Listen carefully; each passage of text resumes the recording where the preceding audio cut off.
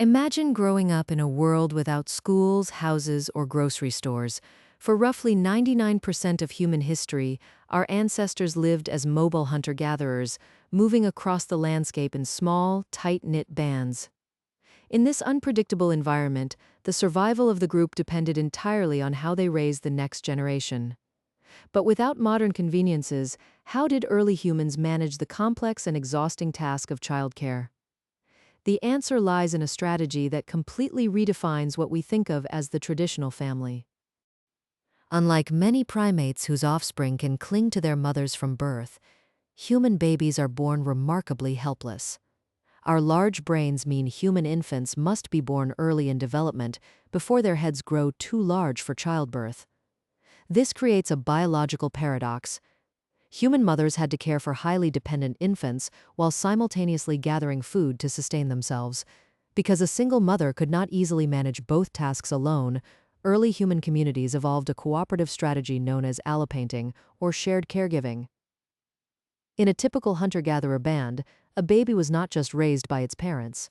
Grandparents, aunts, uncles, older siblings, and even unrelated neighbors all stepped in to help. Researchers tracking modern foraging groups have observed that infants are often held by someone other than their mother for up to half the day.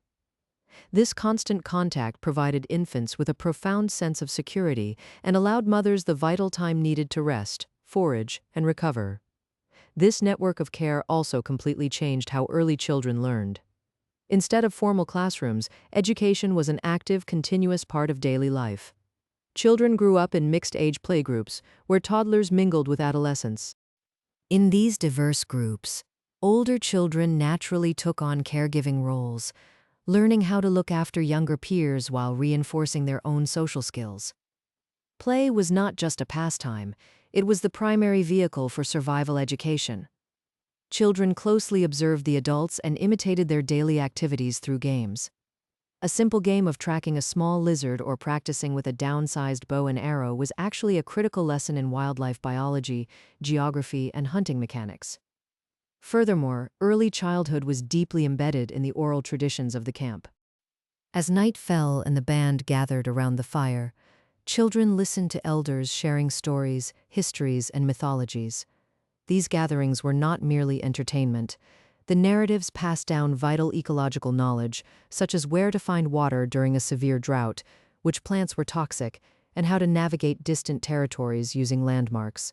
Through these shared accounts, children inherited thousands of years of survival strategies before they ever faced those challenges themselves.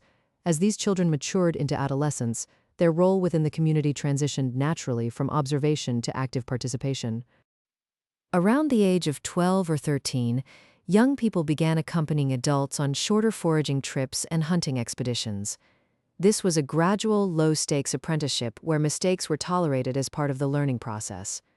By the time an individual reached full adulthood, they had mastered hundreds of distinct skills, from flint-knapping stone tools to interpreting animal behavior, all acquired through an upbringing rooted in community cooperation.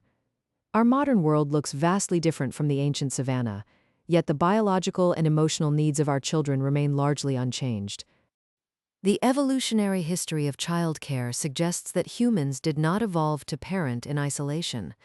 We survived because our ancestors treated the growth and education of every child as a shared responsibility. The old proverb that it takes a village to raise a child is not just a pleasant sentiment, it is the exact evolutionary strategy that allowed humanity to thrive.